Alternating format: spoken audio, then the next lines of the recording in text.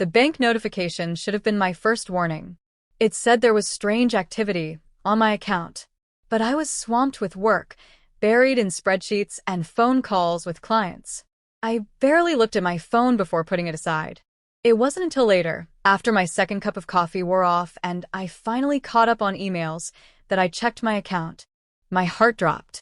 The numbers didn't make sense. Zero. All the money in my checking, savings, and emergency account was gone. My hands started shaking as I looked through the list of transactions. I didn't recognize any of them: flights, fancy hotels, expensive stores. My breathing got fast and shallow. I instantly knew who did this. Amy. My mom. The woman I hadn't trusted for years. Hey, are you okay? Christine's voice snapped me out of it. She stood at the entrance of my cubicle, her face full of worry. I held up my phone. My account, it's empty. Her eyes went wide. How is that even possible? I swallowed. My throat felt dry. The joint account from college. I never closed it. Christine pulled up a chair and sat beside me. Call her. I already was. It rang once, twice, then went to voicemail. I tried again and again. Nothing. My heart was racing. I have to go home. The drive back was a blur. My mind was spinning with panic and disbelief. How could she do this? She'd seemed different lately, more stable, more involved. I let my guard down. When I pulled into the driveway, I noticed right away her car was gone. The front door was locked, but everything inside looked normal. For a second, I hoped I was wrong. Then I saw the letter. It was sitting on the kitchen counter. Her handwriting was neat and careful. Dearest Gemma, by the time you read this, I'll be overseas. I'm sorry, but I needed a fresh start. You'll understand someday. Love, Mom. The words became blurry as my fingers gripped the paper tightly. I couldn't breathe. Understand? I whispered, my voice shaking. She emptied my account and wants me to understand? A loud scream burst out of me, full of pain and anger. The house was completely silent, like even it had been left behind. Then my phone buzzed. It was a number I didn't know. Hello? Is this Laura Bush? A man's voice. It sounded professional. Yes. Who's this? My name is James Woods. I'm your grandmother Anna's lawyer. I've been trying to reach you. I grabbed the edge of the counter. What is this about? I'm sorry to tell you, but your grandmother passed away last week. The room spun. Grandma Anna, the only one who ever stood up to my mom. The woman who paid for my first semester of college when Mom tried to stop me from going. The one who always told me to fight for what I deserved. Gone. James kept talking, something about her will, a meeting, legal stuff, but I couldn't take it in. I was still holding my phone tightly when another voice reached me. I came as soon as I could. I turned and saw John standing in the doorway. He knelt beside me, calm and steady. His presence felt familiar and safe. Christine called, he said. She thought you might need backup. I let out a shaky breath. She took everything, every last cent. And now, Grandma's gone too. He sat beside me, his shoulder touching mine. You know what she always said, he reminded me. Never let anyone steal your dreams. I nodded and wiped my tears. She believed in me. She still does, he said gently. And you're not alone in this. My phone buzzed again. Another message. Hey, your mom just emailed the office saying you're taking time off for a family emergency. Everything okay? My stomach turned. I showed John the screen. She's covering her tracks, I whispered. Making sure no one wonders where I am. She planned this. She did, he said, his voice cold. Getting close again. Gaining your trust. Just so she could take what she wanted. The numbness I felt was fading. Now, something sharper was rising inside me. Anger. Determination. What are you thinking? John asked, watching me closely. I stood up, straightening my back. I'm thinking about what Grandma Anna always used to say. He waited. Sometimes, I said slowly, karma needs a little help. James's office was too warm. The kind of warmth that made the walls feel like they were closing in. I sat stiffly in a leather chair, hands in my lap, while he sorted through a thick pile of papers. Before we begin, he said, adjusting his glasses, I want to say how sorry I am. Anna wasn't just a client. She was a dear friend. I swallowed hard. Thank you. I still can't believe she's gone. She talked about you often, James said as he pulled out a thick envelope and slid it across the desk. In fact, you were her main concern during our last meeting. Just then, the door opened, and Christine walked in. Sorry I'm late, she said, sitting beside me and gently squeezing my hand under the table. I had asked her to come with me. I didn't want to face this alone. As you know, James continued, your grandmother was a smart businesswoman. The boutique hotel chain she built is now worth about $15 million. My head snapped up. $15 million? And that's just the hotels, he added, sliding another paper toward me.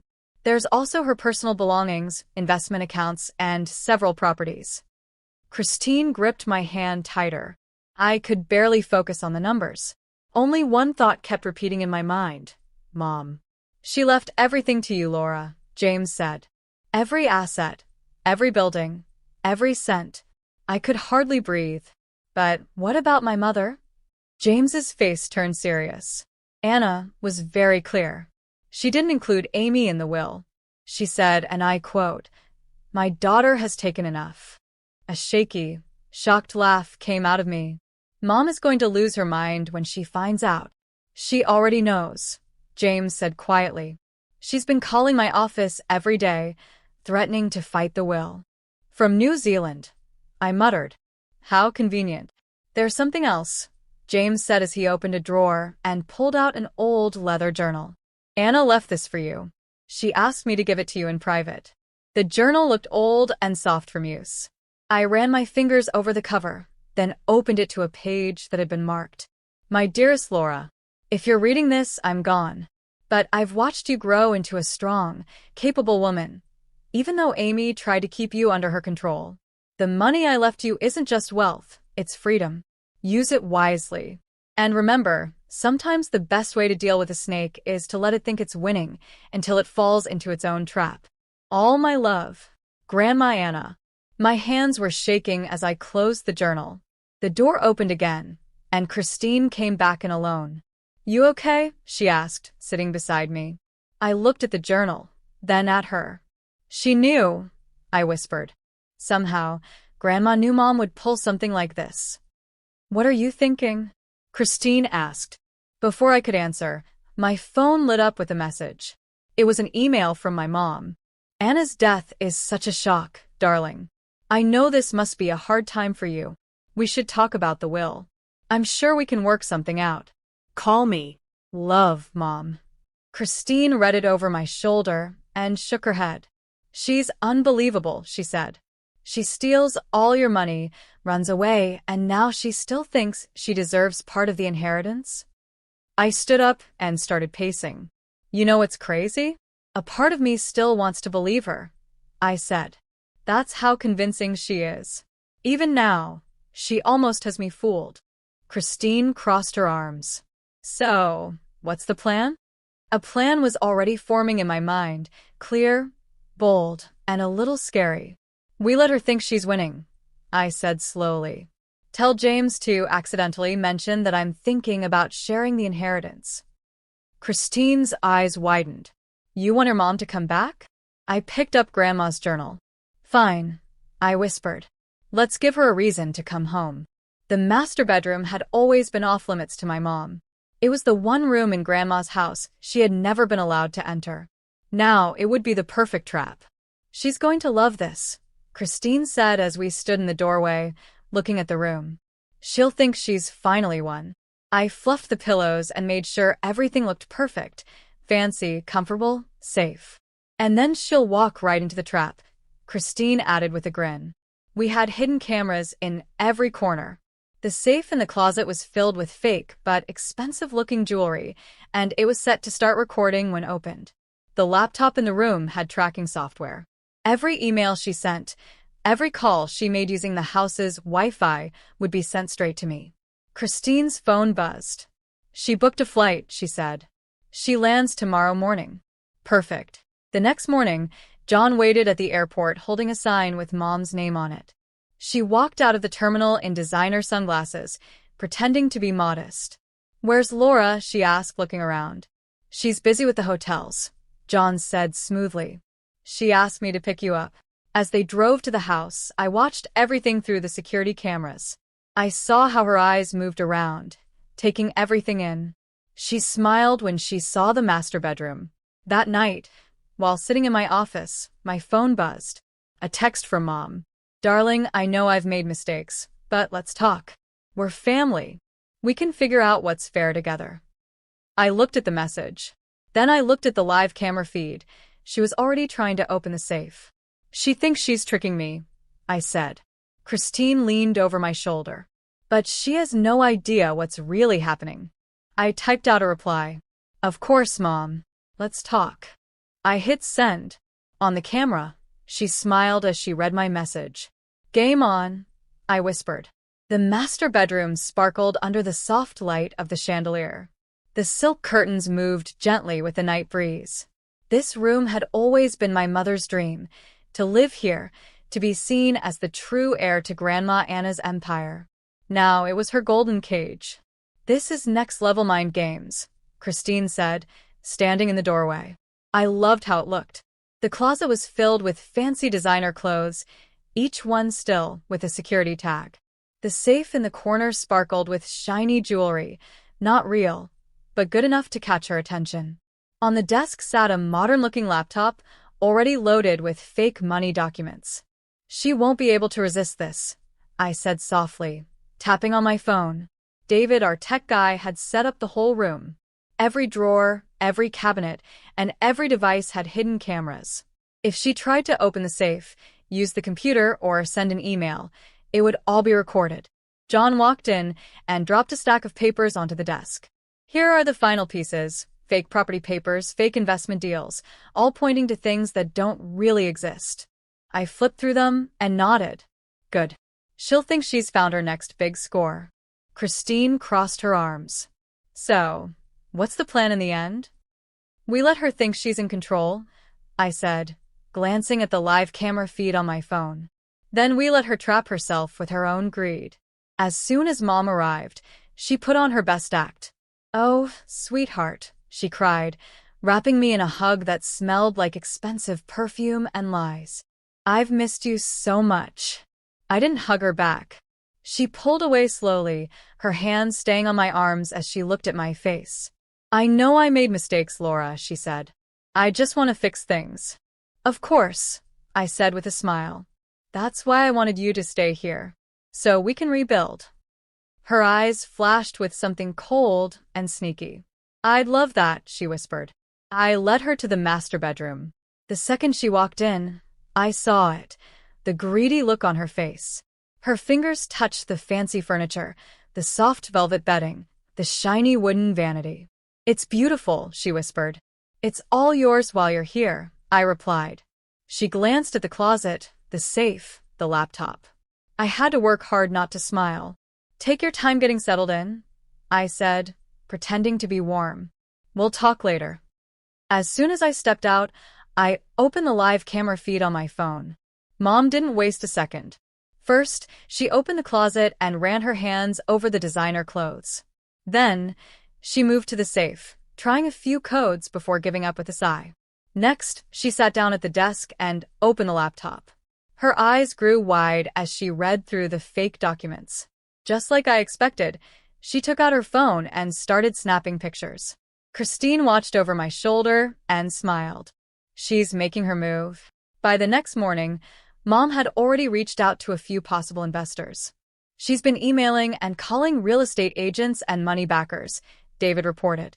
"She's using the fake contracts as bait." John let out a deep breath. "She's really going all in, huh?" "Of course she is," I said, leaning back in my chair.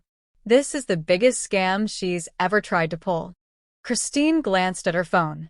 She just confirmed a lunch meeting with 3 investors at the Blue Lotus tomorrow. I smiled. Perfect. The next afternoon, the Blue Lotus was crowded. I spotted Mom right away. She was sitting at a corner table, dressed to impress, smiling wide. 3 well-dressed men sat across from her, listening closely as she waved around the fake contracts. Thomas was beside her, her old partner in crime, nodding like he believed every word.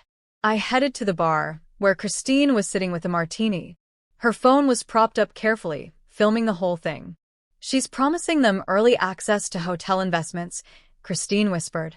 "Guaranteed 20% profits. Same trick, new location." My phone buzzed. It was David. "She just tried to email those contracts to someone." "Got it," I replied. "We stopped it in time." I turned to Christine. "It's time." She pressed a button on her phone, triggering a fake call across the restaurant. Mom's phone rang. She stepped away from the table to answer. Christine had changed her voice to sound official. "Mrs. Peter, this is Janet from First National Bank's fraud department. We need to talk about some unusual activity on your account." From where I sat, I saw Mom's face go from confident to nervous. She muttered something quickly and hung up. I stood, straightened my jacket, and walked toward the table. "Mom," I said loudly as she returned, making her freeze in her tracks. "What a surprise running into you here." Her face turned pale. "Laura, what are you doing here?" The investors turned to me, curious. "Oh, I was just thinking about business," I said, sitting down beside her.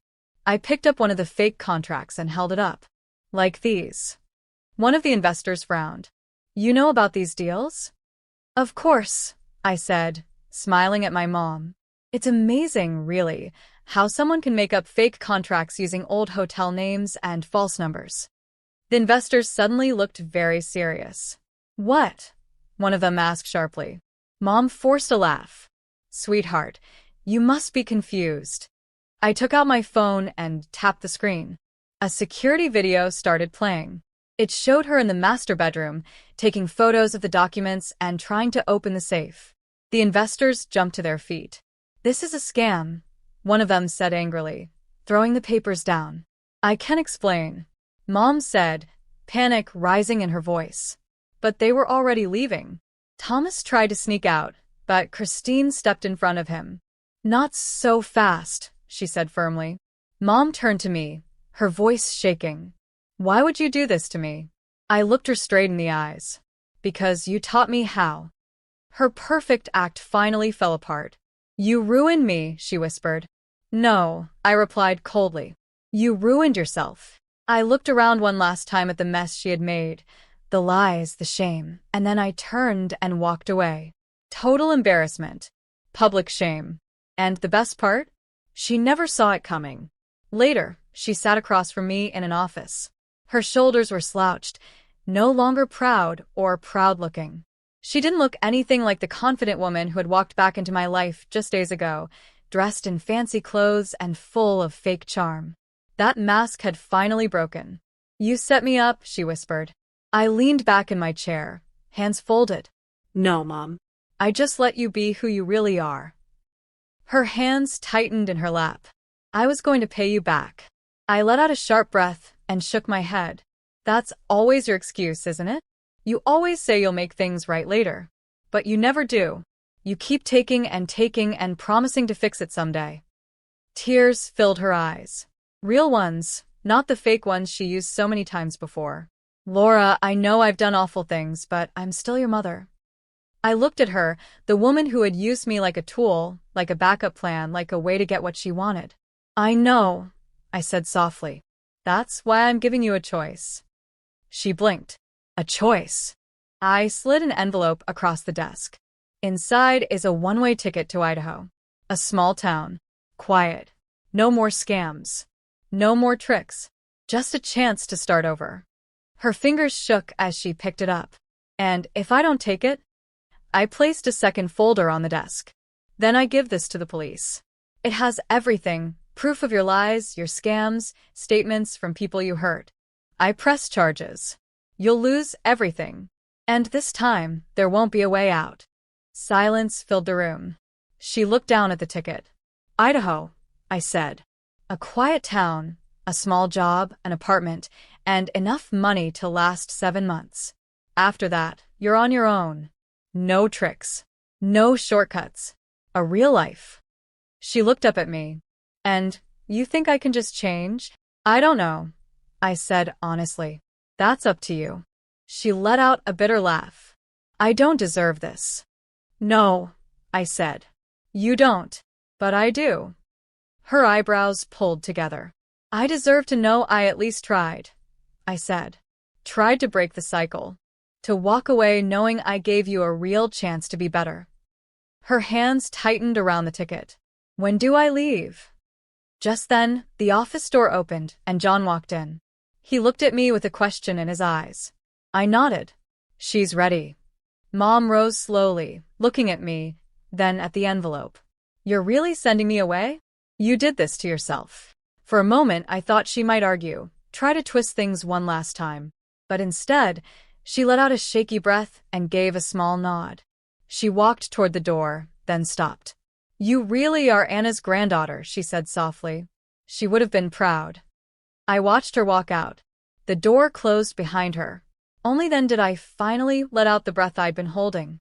Christine walked in a few minutes later, holding 2 glasses of wine. Well, that was intense, she said. I took one glass and sipped slowly. You okay? She asked. I nodded, even though my chest still felt tight. I think so. Christine sat across from me, her eyes watching closely. And now? I slid another folder across the desk. She opened it, eyebrows raised. A restitution fund, I explained. I'm using the hotel profits to start paying back the people Mom scammed. It won't fix everything, but it's something. Christine let out a slow breath. That's a big thing to take on. Are you sure? I have to be. She reached over and squeezed my hand. You're a better person than she ever was. Maybe, I said. But that doesn't mean I'll be like her. Months passed. I threw myself into work, into running the hotels, and into making sure Grandma's legacy stood for something good. The restitution fund kept growing. Quiet, small payments were sent to the families my mother had hurt. And even though I didn't want to, I kept checking on her. She was still in Idaho. She was working at a small cafe, wiping tables, pouring coffee. No scams. No stolen money. Just a quiet, simple life. And so, one cold winter morning, I found myself sitting in a car outside that cafe. I stared through the frosted window, watching as she refilled a customer's coffee cup. She looks different, John said from the driver's seat beside me. Yeah, I whispered. Her hair was no longer perfectly styled. Her nails weren't done. She looked real. You sure you want to go in? He asked. I nodded. I have to. He gave me a gentle look. I'll be right here. I stepped out. The bell above the door jingled as I walked in. Mom had her back to me, restocking sugar packets. We're closing in 10 minutes, she said without turning around. I swallowed hard. Hello, Mom. She froze. Slowly, she turned around. Her eyes widened. Laura? I sat down at the counter. Coffee. Black. Her hands shook a little as she poured the coffee. When she slid the cup in front of me, she whispered, Are you here to see if I'm still a fraud? No, I said quietly.